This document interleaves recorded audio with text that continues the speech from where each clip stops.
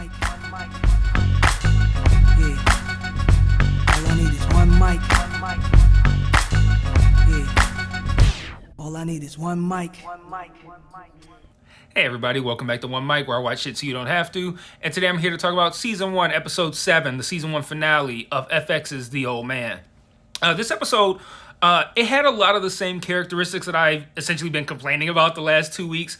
It was a little bit better, because it did have a pretty exciting climax, but I mean, at the end of the day, it was still replete with a lot of the exposition that I feel like has dragged this show down and dragged it out. You know, I said last week that 7 episodes feels like a lot because I feel like we've spent a lot of time on exposition in the previous 2, and that this could have been like a 4 or 5 episode season. And the more I think about it, the more I feel like that rings true. This could have been, maybe like a 4 episode miniseries that could have been pretty compelling. Maybe even a 2.5 hour long, pretty solid action movie. But it felt like the exposition was really just dragging out this season and keeping us away from the things that I think the show sold us on at the beginning. Those first 2 episodes have a very different kind of like tone and style than the following 5. And I think they sold us on that and then gave us something different. And if we had just kind of stuck with that a little bit more, I think a lot of the exposition would have landed, but the exposition kind of felt like it was just delaying what we wanted. Like, when are we going to get to something more interesting, something a little bit more compelling, something a little bit more exciting? And I think because of this is a really thin plot. Because of this pretty thin plot and the exposition kind of drawing it out, I think it made the exposition stuff that we saw in these 3 episodes not really land as much. Because, like I said, it felt like we're kind of just delaying the stuff that we really want to see by all of these conversations that don't really land, don't really feel important, don't really have any weight. So I think that's what the show suffered from. But at the same time, it did have a really good ending, and there is potential here, I think, for a pretty compelling second season. But I want to talk about essentially what we learned in this finale and where I think that this show could go from here. So I already talked about the exposition not landing and why I feel like it didn't. I also want to add, too, that I feel like the energy that, I mentioned a different tone and style from the first 2 episodes. I also think the energy, just like the vibe and the feeling that we get in those first 2 episodes, is never matched again throughout the rest of the season, including in the finale. And I think that's pretty damning, I think, to have a show where you peak in the first 2 episodes and that's it. And nothing else really hits the same after that. But our big reveal this week is that everything we saw this season was put into play and put into motion not by Abby being taken, but by Angela being taken. We learned that Angela is Hamzad's biological daughter. We also find out that Chase was supposed to kill Hamzad and didn't because he didn't want to do it in front of, I think, toddler Angela or whatever. Why he couldn't wait for her to leave the room and then do it, especially since she's never coming back. Hey, don't ask me. I'm not here to write shit that makes sense. I'm here to talk to you guys about what doesn't. But there's a good scene earlier when young Abby tells Hamzad the whole truth, like everything about all the cooperating she's done, the information she's fed, even the mine, all that shit. I thought that was a great scene because you could see Hamzad kind of seething with rage and everything his wife has kept from him. But I think you can also kind of see a bit of an injury to his masculinity. Like, I feel like he feels very undermined to have his wife essentially say, like, everything that you think you've done for yourself, that you've done to make a name for yourself, I was in the background pulling the strings. I was making this shit happen. Like, she really flexed on him about how much control she's had, how much she's manipulated everything that surrounded them and everything that's gone into his plans. And I think that's a very sobering thing for I don't know, tyrant to be told.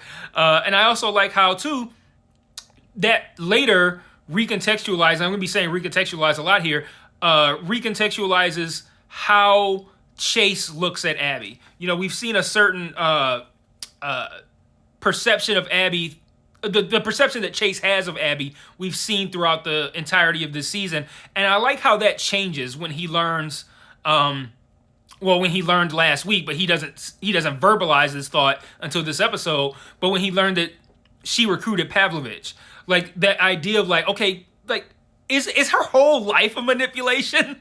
Like the fact that even he is now like, I thought I loved this woman, I thought this was my wife, and now I'm kind of like, was she playing me too? So I like the idea of the Pavlovich thing, coupled with the dynamic of Abby and how she, I don't want to say, I guess manipulated is the right word, but how she orchestrated a lot of Hamzat's success. I like how that played into Chase's perception of himself and his relationship with Abby. So I thought that was pretty good. And yeah, I love the Hamzat's look and his reactions to the information that Abby was giving him. But what I really want to discuss here, and I don't know if this is me thinking too much into this, or if the show is actually either overtly saying this or wanting us to consider this. But I'm wondering if Angela / Emily, did she know this the whole time? Like, did she know that? Like, was she in on this plan to get her back to Hamzat? And the reason I ask that, when she gets out of the car at the end, there's not a look of like fright. What's going on here? Where am I? Like it looks very purposeful. Like she looks at Hamzat like, I don't know, with a look of like, all right, we finally got it done. Like I feel like I might be reading a little bit too much, but I feel like she was way too calm and measured getting out of that car with, didn't she have a hijab on too? Like getting out of that car with that hijab on and looking very unbothered. I think it says a lot about whether or not she might have been involved in this. And then when you, again, this can recontextualize a lot of everything we see with Angela earlier in the season. I didn't like the season enough to watch it again to find out, but okay, her insisting on going on this trip. If you know that she's Hamzat's daughter now and you look at that look that she gave him when she got out of that car, it makes you think like, okay, if maybe she was working on this plan with him the whole time, especially when we find out she was the goal the whole time, and she has consistently put herself in a position to be apprehended by Hamzat. And then you look at, when Harper went to the bathroom on the train, she called somebody to come scoop him up. Getting rid of Harper, another kind of thing like, I know what's happening here, but I want to get him out of here before he knows what's happening here.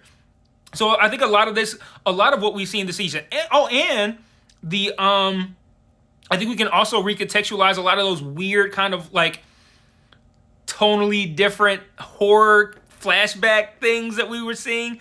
The dreams, like the ones that Chase was having about Abby, the ones that Angela had about Abby in this episode. I think with that knowledge, if we go back and look at some of those scenes, they might make a little bit more sense. Because I really didn't like those scenes throughout this season. I felt like they clashed stylistically and tonally with the rest of the show. They never really seemed to make much sense or tie in with anything else. It just seemed like, hey, we want to do like this random kind of like horror show B-plot thing, and we're just going to like shoehorn that in periodically. And like it never really worked for me. But now I wonder if, with the knowledge of Angela being Hamzat's daughter and potentially being in on this plan and being involved in it, if I were to go back and watch those scenes again, and given the knowledge that I didn't have before of Chase knowing that this was Hamzat's plan the whole time and not telling anyone, I feel like we could watch those scenes again and they might hit a little bit differently. But like I said, I didn't enjoy the season enough to go back and watch those things again. But I'm wondering if that will make a difference. As far as like continuing the show or continuing the series, I feel like they hooked me enough at the end. Like, I'm intrigued at the idea, particularly if Angela was involved in this plot to get herself back to Hamzat. If she knew about this and was involved in this and it helped orchestrate it and make it happen, that's really compelling to me. And like that would really pull me into a second season, even though as of right now, I wouldn't give this show a thumbs down, because like thumbs down is like, this is a bad show. It's not a bad show. It's just not a great show. And I thought it was going to be a great one. But yeah, I'm kind of in on a second season. But if Abby's not I'm sorry, if Angela slash Emily is not aware and she still is under the impression that she's been kidnapped and taken to this guy Hamza and she's scared and all that kind of shit, and Harper and Chase have to try to save. I don't know if I'm in on that, especially because again they're selling me on the idea of this mission, and I'm gonna be sitting here like, okay, am I gonna go into this thinking this is gonna be like a rescue mission for Angela where they're gonna have to come to the realization that she was in it the whole time, or maybe she wasn't. But you sell me on that thought, and then I go watch it, and I get stuck with 80% of the show being exposition that's uninteresting, and another season of thin plot. So it's like, fool me once, shame on me. Fool me once, shame on you. Fool me twice, shame on me. Like, that's kind of how I feel about season 2, but I don't know. We'll see. When we get a trailer, I don't know. Maybe I'll change my mind, or maybe I'll gain a firmer stance. Let's see. What else did I have? We did get a couple of cool scenes this episode. Well, for starters, we finally got a scene with Bridges and Lithgow physically in the same space. Been waiting for that scene for a while. We got it. It was pretty good. Good conversations. I like the. So we got like finally another scene of Bridges being a badass. He's shooting these guys that were supposed to take them in out of the back seat of the car, and like. It was a short scene. It wasn't all that special. It was like, okay, he's shooting these people. The cars crashed. Pretty straightforward. But I loved everything that surrounded that scene. The idea of Chase being like, okay, shit's about to get real fucking real. Or how in this are you? And Harper's like, I've done this. I'm down to ride, my guy. Let's go. Like, he was ready to do his shit. And then after Harper's done shooting all the people and the cars are all crashed and everything, they show a shot through the front windshield. And he's like, getting back into the car through the window, and Harper's just driving like calm as shit, like, yeah, oh, and nothing, man. Like I thought that was pretty cool. But speaking of cool scenes, how about that fucking Julian scene? That was the best scene of the episode. And even then, it doesn't quite match that hand-to-hand combat scene at the end of episode 1, I believe. But that Julian scene where he did that raid on that building, that was fucking sick. Like, I loved that scene. That was pretty sweet to watch. I love how it all ended up playing out to where there actually was a sniper in that room, and that annoying fucking guy that looks like Kendrick Lamar mixed with Lakeith Stanfield. That fucking guy who said, oh, that's what I would have done. He was so annoying. But he ended up being right. There was a sniper in there because that's what he would have done. And but yeah, I thought that raid on that building was sick. Like, that Julian scene was... That was 2 thumbs up. And then lastly, real quick before I wrap up, they didn't do much. They didn't give Zoe much this episode. And I think she got like one scene, that scene where they're like in that airport hangar and they're kind of like tied up. It looks like everything's over. And she's like, this would be a good time to tell you that Hamza's lawyer made a face when I asked her if he was on board with everything that she wanted to do. And he's just like, yeah, you read it wrong. Now it's time for you to go home. Like, wow, that was a very unceremonious ending to a relationship that I think we all are meant to believe, and are meant to believe that these two both have feelings for one another. It's a mutual feeling sort of situation. But despite that, he's all very much like, yeah, it's a wrap for me, so you can just go ahead. I thought that was funny in just how dismissive it was of the Zoe character, that they put a lot of work into this season. But at the same time, it is kind of like, what was her purpose? What was her purpose? I mean, obviously we're gonna get a season 2, and obviously she's gonna be brought back in, and she's going to be given a purpose, so we're gonna see what her purpose was. But for them to build up this kind of relationship, this idea, like this old spy CIA guy ends up involved with this housewife, this divorcee, or is she a divorcee? Yeah, she's divorcee. Yeah, this divorcee who is just like a housewife, house divorcee, and now she's entangled in this spy life. She's totally in on it. For that to just kind of end with like, well, I'm going to jail or I'm gonna get killed, so you just go ahead and go home. It just felt like, okay, what was the point of all that?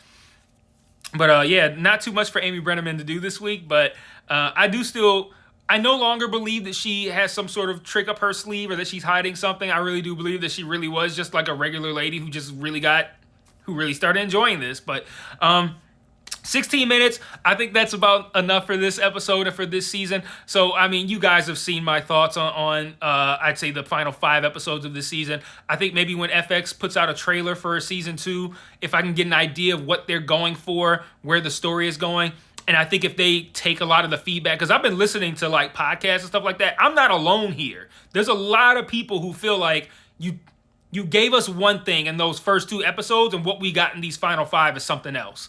And it's not as good as what you promised me. I feel like if the showrunners look at this and they go, okay, or even if FX looks at this, like, we renewed this show really fast, I'm going to assume, largely based on the response to the premiere, and then now looking at the responses of people like me, or well, I can't say people like me, people far more accomplished and knowledgeable than me, but who believe the same thing that I believe and who have seen the same thing that I've seen, are all kind of saying, like, you know, this didn't end up being what we were promised.